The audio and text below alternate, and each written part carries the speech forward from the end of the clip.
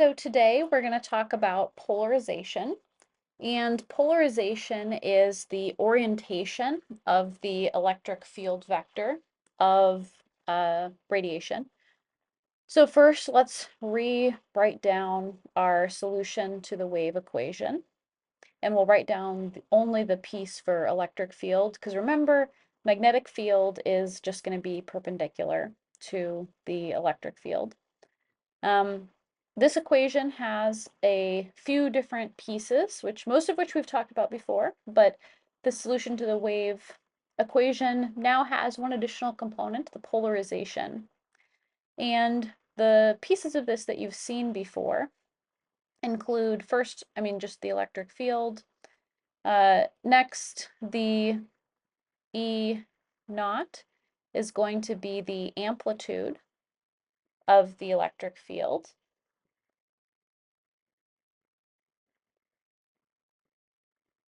Then we have this entire term contains a few different variables. So there's k, which is the wave vector. So this is the wave number times the unit vector of propagation. So the position vector r is like where in space you're evaluating the electric field at. Omega is the angular frequency of our wave. And then finally t is just time. And then I is the complex I. So this is the solution to the wave equation, and radiation is going to travel at the speed of light. We also have this prefactor that we haven't talked about before, and this prefactor is a vector that describes the polarization of a wave. And a polarization is the direction in which the electric field vector is pointing, which is why it's a prefactor that you multiply times this like classic E naught times that exponential that we've been using before. So as written, the electric field is going to have a direction, and the direction that we have defined is going to be A. So the way that we've written this right now, we have, first of all, only one frequency of wave. So that tells us that our wave is monochromatic. And then secondly, we're going to have just a single A hat, which tells us that the propagation of the electric field is going to be in one direction. It's going to be linearly polarized. And again, I'll point out, again, magnetic field is just going to be perpendicular to the electric field. So everything we're writing for electric field, we can also write for the magnetic field. But let's write out some expressions that describe how our electric field is propagating. So we're going to say that our electric field is propagating in some direction z. So it's going to have a x and a y component. So again, implicit in only having these x hat and y hat terms is that the wave is propagating in the z direction.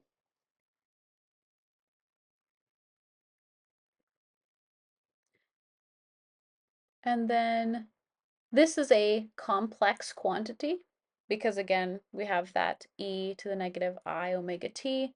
So if we want to take the real part of this, that will give us the electric vector. Now, E1 and E2 are both going to be complex numbers themselves that are going to depend on some phases. So we can define E1 as epsilon 1 times EI phi 1. And then analogously, E2 is the same thing, but with epsilon 2 and phi 2. So these phi's are both phases. Now, the next stage of getting the real part of this electric field is going to be extracting from this equation the piece of each of these components that is real. So we can write that EX is going to equal epsilon cos omega t minus phi 1. And then by analogy, EY, the electric field, the real part of the electric field in the y direction is same thing, but with phi 2. And we're getting this from the Euler equation, which tells us that e to the I omega t is just going to equal cos omega t plus I sine omega t. So if we split everything into these cos and sine components and then remove the imaginary components, we're left with just the real part of that. So now we have this vector that is going to trace out an ellipse with time. And again, we're assuming the direction of propagation is z. So the wave front is going to be at one slice in z. And we can draw what the tip of the electric field vector is going to look like in the x and y planes over time. And as time goes on, I'm going to draw one example for two epsilon values, epsilon 1 and 2. This electric vector will trace out a trajectory in this xy phase space. And this describes the polarization of the wave, the shape that this vector traces out in xy space tells us how much of, or what the ratio of the electric fields pointing in the x versus y directions are. If we rewrite this in terms of the phase differences between the x and y components, so we're going to say epsilon naught cos beta omega t, and here epsilon naught I'm just defining as so epsilon naught equals the root of epsilon 1 squared plus epsilon 2 squared. And then this beta is just going to be the phase difference between the x component and the y component of the electric field. And so since beta is a phase difference, it's going to be bounded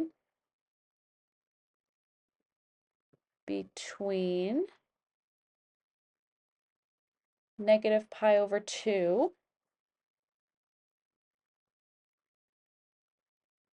and pi over 2.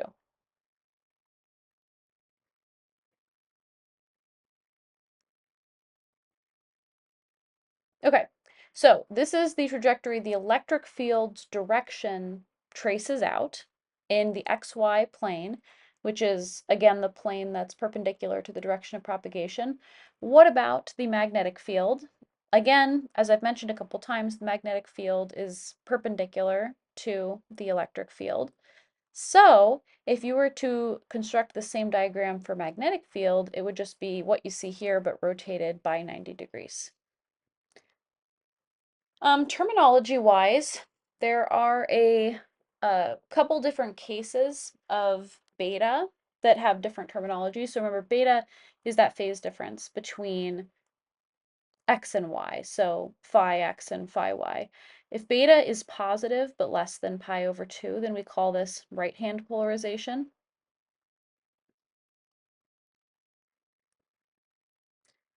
And another name for that is negative heliacity. So this is going to be an ellipse that's traced clockwise as viewed by an observer towards whom the wave propagates. This is right hand. Then, if you have a negative value of beta between negative pi over 2 and 0, you have left hand polarization,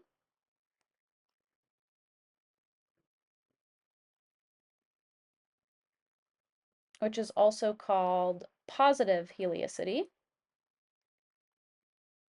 And in this case, the ellipse in the xy space that we drew above is going to be traced counterclockwise as viewed by an observer as time goes on. And again, this is when viewing in the plane of propagation. So now we have a few different cases for different relative values of phi. So if phi1 equals phi2, so x and y, both of the phases are the same, then this gives you linear polarization. And you can substitute in these values into the wave equation above, and you'll get that Ex and Ey are in phase.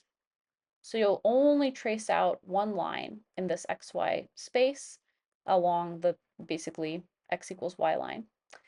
And these two are in phase, which means since Ex and Ey are in phase, they'll reach maxima together, and then they will also reach 0 together. So this is linear polarization. I guess I should say it's one type of linear polarization. Because another type of linear polarization is going to be if instead of phi1 equaling phi2, you have the difference between phi1 and phi2 is going to be pi. In this case, this is also going to be linear polarization. So if you substitute in those phase angle differences into the wave equations above, then you will again trace out just a line in your xy space. So the tip of your wave vector, your electric vector, is only going to trace out that one line in xy space. And this time, the expression that describes this relationship is going to be electric field in the x direction over epsilon 1 equals negative Ey over Ey, or E2, epsilon 2, sorry. So again, linear polarization. Third case is if you have phi1 minus phi2 equals pi over 2, then if you again substitute in these phases into the wave equation and solve for the electric vector, you'll get circular polarization, aka you will trace out a circle on this xy plane. And again, the equation that you get out after you do the substitutions is going to look like a circle with your axes determined by your epsilon 1 and your epsilon 2. So this is, technically this is elliptical polarization the way that I've written this. And then if there's basically two cases. So this equation applies for elliptical polarization and also for circular polarization. If you have epsilon 1 and epsilon 2 are equal to each other, then that means you have circular polarization. And so you'll trace out circles on the xy plane. And then if they're not equal to each other, then you have elliptical polarization. You'll trace out an ellipse on the xy plane, kind of like the first one that I drew earlier. So again, this polarization is just telling you how are the tip of the wave vector, the direction that the electric field of the radiation is pointing, how is that changing with time? And how are the x and the y components related to each other? The next piece of this that's important is the Stokes parameters. So the Stokes parameters are variables that you can use to describe the properties of polarized light. So we're just going to write down the same equation that we were using previously for the x and the y components. And again, this is in terms of our epsilons 1 and 2, and then our phi's 1 and 2. We're going to rewrite this in terms of beta and chi. Remember, beta is the phase difference between the two phi1 and phi2, and then chi is a new variable that we're going to define as the rotation along the xy axes. If we do that, we can write out an expression for Ex in terms of our epsilon naught, which again, epsilon naught is just epsilon naught squared equals epsilon 1 squared plus epsilon 2 squared. And then we will just copy this and paste it because there is a lot of symmetry in the y case for the electric field. So the only things that change between the the x and the y propagation directions is that sine of the middle term. And then, because again, beta is the phase difference and chi is rotation. And then we also are going to switch out these terms here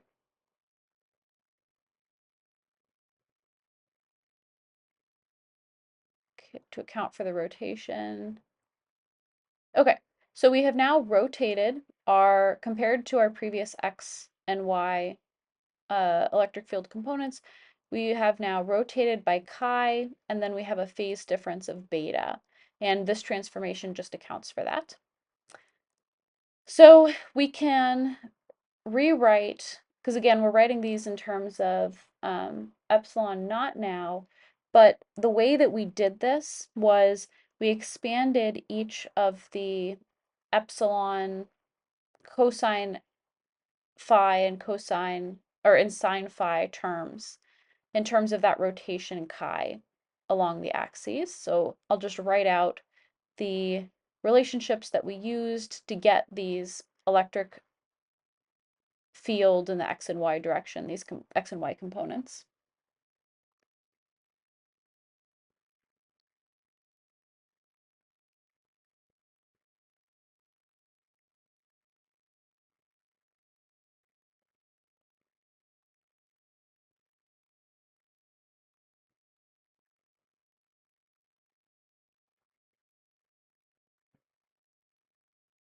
Okay. So now that we've written all that out, the old formulation that we were using at the beginning was in terms of these epsilon and phi values. So now we're transforming into a singular epsilon value and then a beta phase difference and a chi rotation along the xy axes. So we want to define the Stokes parameters. So the Stokes parameters are a set of parameters that describe the polarization of light. And the first of these is the I parameter, which is just epsilon naught squared, which is also equal to epsilon 1 squared plus epsilon 2 squared. Then we have Q,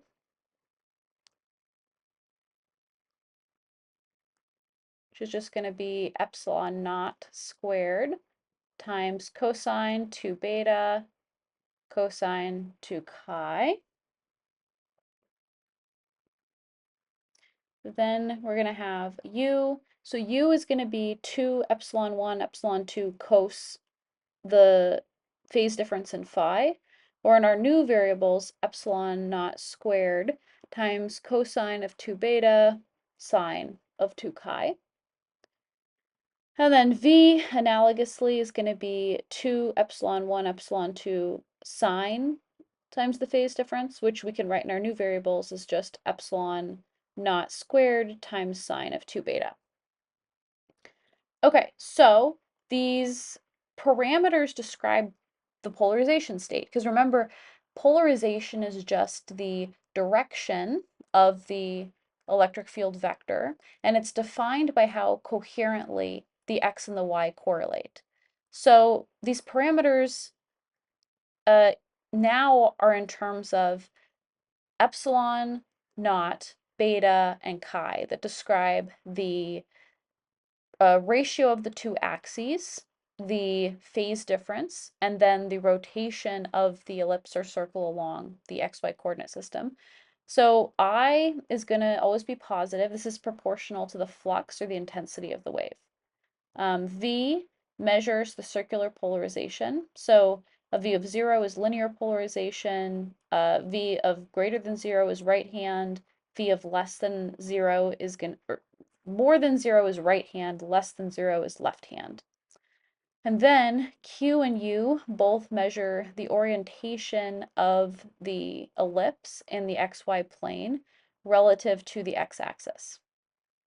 And so if you have Q equals 0 and U equals 0, then you have circular polarization.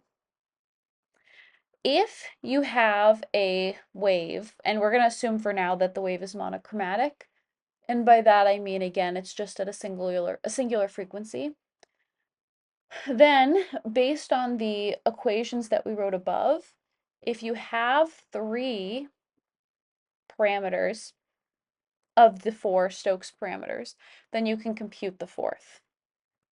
And if you have elliptical polarization, then you can say that I squared is the sum and quadrature of the three other Stokes parameters. So again, if you have three of I, Q, U, and V, then you can compute the other one. So there's really 3 degrees of freedom here. They're not independent. The four Stokes parameters are not independent. Um, so this has all been for polarized light, in which case you get coherent structures created on the XY plane when you plot the tip of the electric vector. But that's only for polarized light where there's coherence in this. You can also have unpolarized light. So if your light is unpolarized, then this means that the phase differences between the X and Y components of your electric field are going to be random. So what this means is if we were to draw out our XY plane, there would be nothing traced in it. So instead of having a shape, a circle for circular polarization, an ellipse for elliptical polarization, or a line for linear polarization, you just have nothing traced out. You just have like random distribution of points. So this is unpolarized light, is there's no correlation in this plane. In that case, then you can say that our Stokes parameters are Q and U and V are all going to be equal to 0.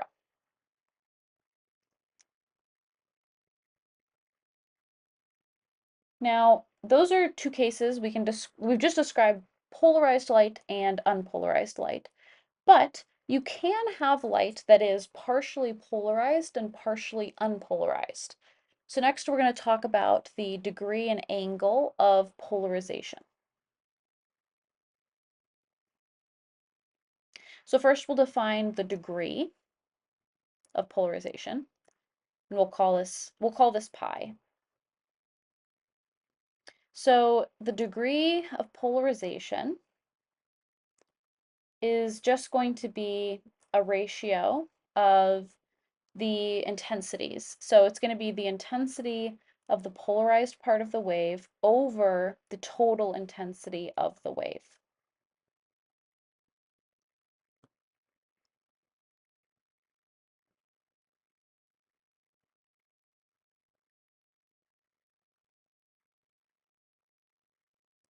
And so if we want to write that out in terms of our Stokes parameters, it's going to be q squared plus u squared plus v squared, root of all that, over our I, our intensity.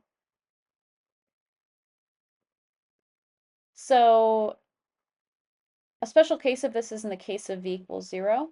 So if v equals 0, you'll have no circular polarization, but you can have partial linear polarization.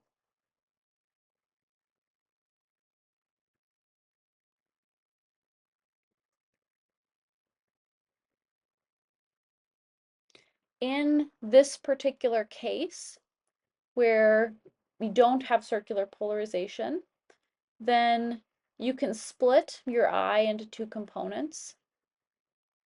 So the first of these components is going to be the polarized component, and that's just gonna, and then you have the unpolarized component also. So the polarized component is going to be root q squared plus u squared, because remember we've said that v is 0.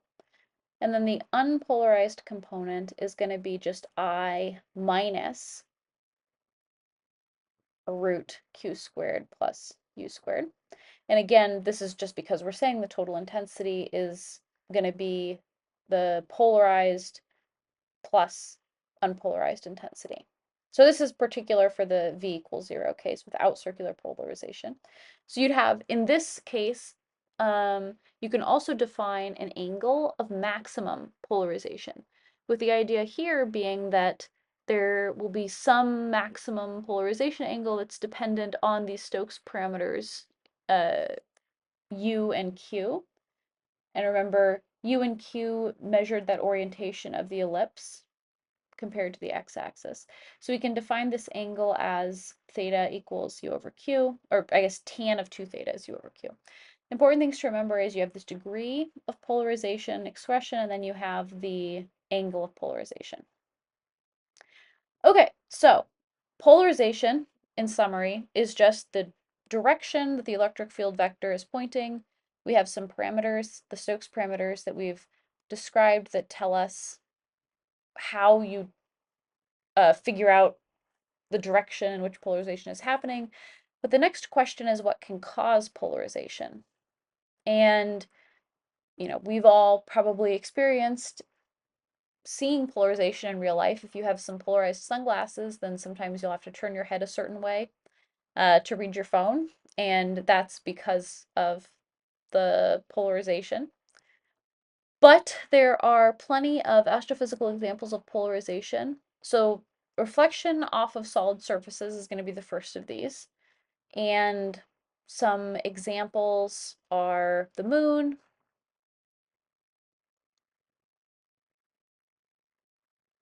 mirrors, and then of course your phone screen. So for all of these, if you have a non-metallic surface and you reflect light off of it, then even if the light's unpolarized coming in, it is going to be at least partially polarized coming off. So second, molecules. Uh, molecules can cause polarization, and even if you have incoming light hits molecules, will come out polarized. Good example of this is Rayleigh scattering that we see in our atmosphere. Third example of polarization is going to be due to the Zeeman effect. And the Zeeman effect, again, is when you split lines in the presence of a magnetic field. So a physical place where you might see this is in sunspots, because sunspots are areas of higher magnetic fields in the stellar convective zone. But generally anywhere, if you have a magnetic field and you have a line that splits into parts, the parts may have different polarizations.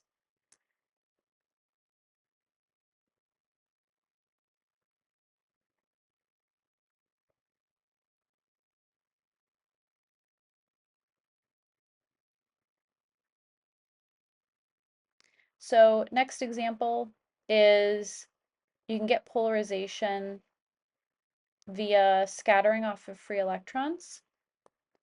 And this is just what we talked about last week, Thomson scattering. And you might remember that I wrote down, when we wrote down the wave equation, I included the polarization term. That's because Thomson scattering can change the polarization of your light. Now, it does not change the frequency. So remember we said it was a process that only changed the distribution of photons and the polarization of photons. So Thomson scattering is a good example of something that can create polarization. An example of where this might happen is the solar corona. Fifth example is synchrotron emission. So synchrotron emission is, again, one of those last couple topics that we'll be talking about together next week. But synchrotron emission is something that you might see in radio galaxies, among other places. And it's caused by radiation from relativistic electrons moving in magnetic fields. Finally, or not finally, but next, 6 is going to be dust grains. So scattering of dust grains can cause polarization, and actually I'm going to add the ISM because the interstellar medium is a good example of where polarization can teach you a lot, because the interstellar magnetic field will actually align magnetic dust grains along field lines, and then that can be that the result is after the light then scatters off of the dust grains, you can observe the polarization, and it can actually tell you something about the magnetic field. So this is a cool topic that you will learn more about in ISM if you take it in the future, slash if you already took ISM, you've probably heard lots about this, but this is a good example of where you can actually learn about the fundamentals of the environment just by studying the magnetic field.